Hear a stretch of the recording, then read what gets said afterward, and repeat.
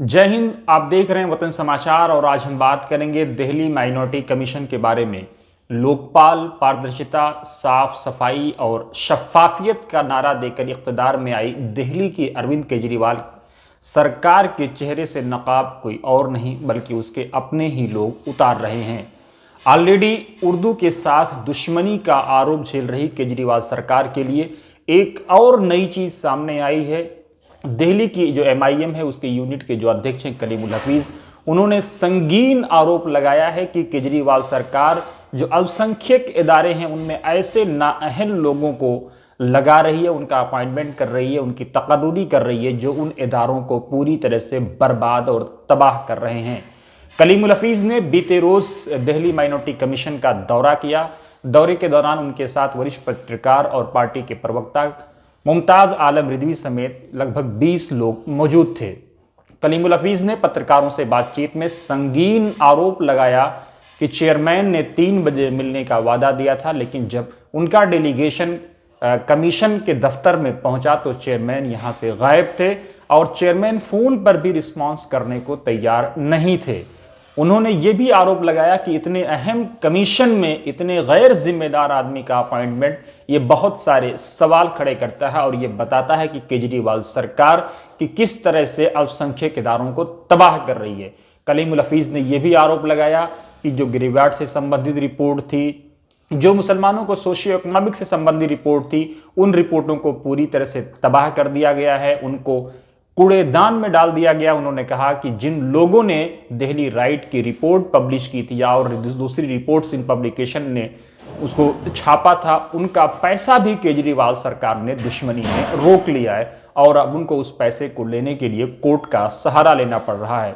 कलीमुल हफीज ने यह भी संगीन आरोप लगाया कि स्कॉलरशिप में भी अल्पसंख्यक बच्चों के साथ पूरी तरह से सौतेला रवैया बरता जा रहा है, उनके मुस्तकबिल को तबाह करने का प्रयास किया जा रहा है। आखिर कौन से वो जुर्म है जिनकी सजा केजरीवाल सरकार मुसलमानों को, अल्पसंख्यकों को या दिल्ली के कमजोर पिछड़े लोगों को देना चाहती है? आइए देखते हैं पत्रकारों से बातचीत में क्या कुछ कलीमुल हफीज ने कहा।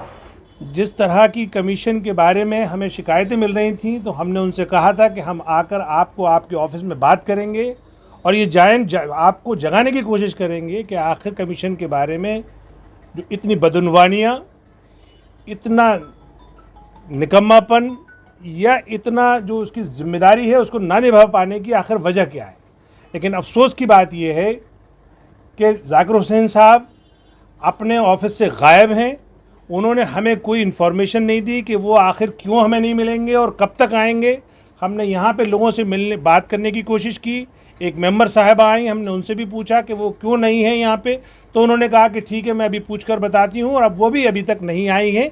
लिहाजा अब हमें मजबूरन अपने सवालात या जो हमारे मुतालबात हैं वो आप लोगों के सामने शेयर करने पड़ रहे हैं।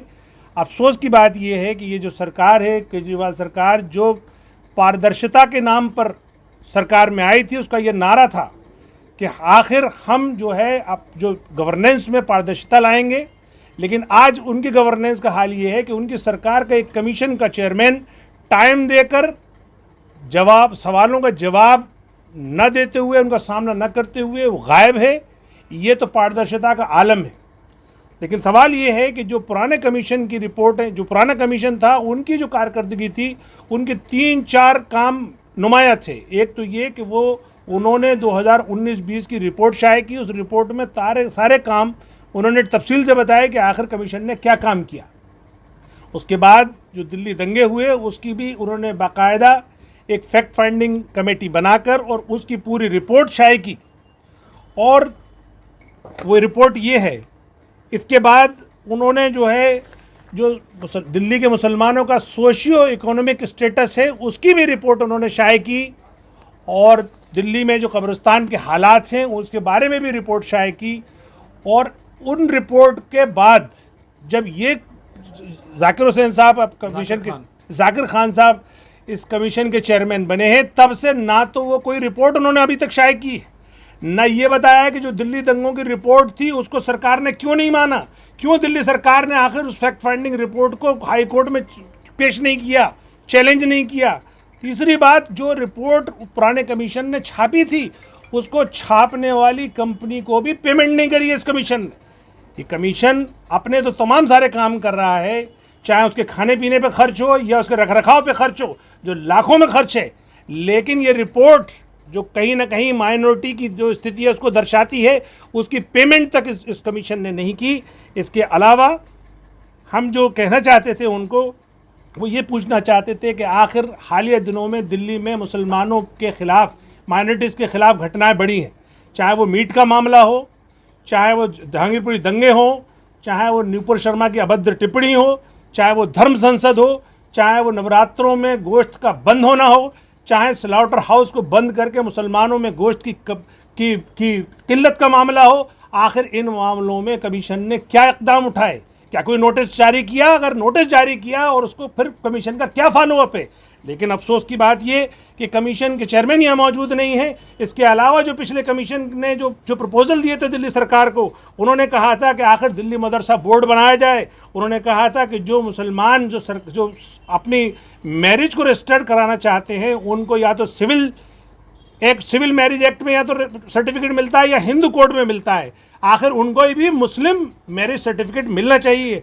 उन्होंने बाकायदा इसका भी कहा था कि जो दिल्ली की मसाजिद हैं उनमें जुमा बंद नहीं होना चाहिए। लेकिन हालिया दिनों में हमने ये देखा है कि दिल्ली की 16 मसाजिद में जो प्रोटेक्टेड मोनूमेंट में आती हैं उनके अंदर जुमा बंद कर दिया गया है। लेकिन क्या कमीशन ने कोई उस पर कदम उठाया? उसकी हमें जानकारी लेनी थी। अफसोस वो मौजूद नहीं है। दूसरा, जो उन्होंने मस्जिदों का सर्वे करवाया था, 150-200 लोग लगा के कराया था, लेकिन ऐसी कौन सा खौफ चेयरमैन को आ गया कि उस खौफ के डर की वजह से उन्होंने कहा मैंने कोई सर्वे नहीं कराया, जबकि वो सर्वे मुकम्मल हो चुका है। तो हम चेयरमैन साहब से ये पूछना चाहते थे कि आखिर वो सर्वे आपने किस मकसद से कराया था? क्या ये जो दिल्ली माइनॉरिटी कमीशन है ये आम आदमी पार्टी का दफ्तर है या एक संवैधानिक संस्था है? ये बाकायदा ऑटोनोमस बॉडी है। इसका चेयरमैन किसी पार्टी का मेंबर या किसी पार्टी का एफिलिएशन उसका ख़त्म हो जाता है, उसका उत्तरदायित्व सरकार के लिए होता है और एक्ट के लिए होता है। लेकिन जाकिर हुसैन साहब के खिलाफ इतनी हमारे पास शिकायतें आ रही हैं कि वो पार्टी के दफ्तर की तरह इसको चला रहे हैं। उन्होंने जो एडवाइजरी काउंसिल बनाई है उसमें कितने मेंबर रिजाइन करके उन पर बदउनवानी का केस लगा रहे हैं। उन्होंने ये भी कहा कि जब जो मेंबर्स ने अपने खर्चे पर जो फंक्शंस कराए, सर्वे कैंप कराए हैं, उसका भी खर्चा जाकिर हुसैन साहब ने अपने अकाउंट में ले लिया। तो आखिर इसकी जो कट्टर ईमानदारी की बात करते हैं अरविंद केजरीवाल, क्या वो अपने चेयरमैन के खिलाफ कोई इंक्वायरी बिठाएंगे? जबकि वो मेंबर एलजी के पास भी गए हैं, वो मेंबर चीफ सेक्रेटरी के पास भी गए हैं। क्या आम आदमी पार्टी उसका जवाब देगी या दिल्ली सरकार, जिसके मुखिया अरविंद केजरीवाल हैं, वो इसका जवाब देंगे कि उनके कमीशन में आखिर ये बेईमानी क्यों? इसके अलावा जो ओबीसी सर्टिफिकेट की जो एलिजिबिलिटी रिलैक्स करनी थी, जो पुराने कमीशन की रिकमेंडेशन थी, अक़लियतों को कर्ज देना था। इसके अलावा जो स्कूल फ़ी रिएम्बर्समेंट है, जो पहले आसानी से होता था, वो SC ST के साथ पोर्टल में था तो काम हो रहा था, लेकिन जानबूझकर माइनॉरिटीज़ की स्कूल फ़ी रिएम्बर्समेंट को SC ST से हटा दिया गया और आज तक 2 साल से कोई स्कूल फ़ी रिएम्बर्समेंट नहीं हुआ है। वो पोर्टल काम नहीं कर रहा है। ये कमीशन बताए कि आखिर कौन सी वजह है जो मुसलमानों को तंग किया जा रहा है। इसी तरीके जो स्कॉलरशिप्स हैं, स्कॉलरशिप डिमांड ड्रिवन क्यों नहीं है? जितने लोग अप्लाई करते हैं उनको क्यों नहीं मिलती? 2 साल से उनको भी कुछ नहीं मिला है। इसके अलावा एक उन्होंने पुराने कमीशन ने अवार्ड देना शुरू किया था, माइनॉरिटीज़ में, नॉन माइनॉरिटीज़ में अवार्ड अच्छे खासे दिए जाते थे, तो इस 2 साल से इस कमीशन ने वो अवार्ड क्यों बंद कर दिए? और आखिरी और फाइनल बात यह है कि एक जो पूरी जो इस कमीशन का जो मैंडेट है वो है दिल्ली की माइनॉरिटीज़ के लिए काम करना और माइनॉरिटीज़ की जो शिकायतें हैं वो उनको सुनना, उनका इजाला करना। आखिर जब रिपोर्ट ही नहीं छपी है तो हमें यही नहीं पता कि मुसलमानों पे या सिख पे या क्रिश्चियन पे, यानी जो भी माइनॉरिटीज़ हैं उनकी कितनी शिकायतें आई और इस कोर्ट ने इस कमीशन ने कितना हल किया। तो चूँकि आज चेयरमैन गायब हैं तो अब डायरेक्ट अरविंद केजरीवाल को यह जवाब देना होगा कि आपने कैसे नाअहल आदमी को चेयरमैन बनाया है। जिस तरीके से आपने दिल्ली उर्दू अकेडमी बर्बाद करी, जिस तरीके से आप तमाम इदारे जो अक़लियतों से मुताल्लिक़ हैं उनमें नाअहल लोगों को बिठाकर आप बर्बाद कर रहे हैं। तो अरविंद केजरीवाल साहब, आप बताइए, आपको अक़लियतों ने वोट देते वक्त क्या कमी छोड़ दी थी जो आज आप उनसे ये बदला ले रहे हैं? क्यों आपको अहल आदमी नहीं मिल रहा, और ऐसा आदमी नहीं मिल रहा जो वक्त देके भी ना मिले? इससे ज्यादा और अनप्रोफेशनलिज्म क्या हो सकता है? इससे ज्यादा और अरविंद केजरीवाल सरकार पर सवाल या क्या निशान लग सकता है? हमारी ये डिमांड है, ऑल इंडिया मजलिस इत्तेहादुल मुस्लिमीन दिल्ली प्रदेश ये आपसे डिमांड करती है कि आप हमारे तमाम सवालों के जवाब दीजिए, वरना आपको हर फोरम पे हमारा सामना करना पड़ेगा, चाहे वो लड़ाई सड़क पे हो, मेमोरेंडम पे हो या संसद तक हो, क्योंकि आप झूठ बोलकर अपनी जिम्मेदारी से बच नहीं सकते जिस तरीके से आज आपके चेयरमैन ने बचने की कोशिश की है।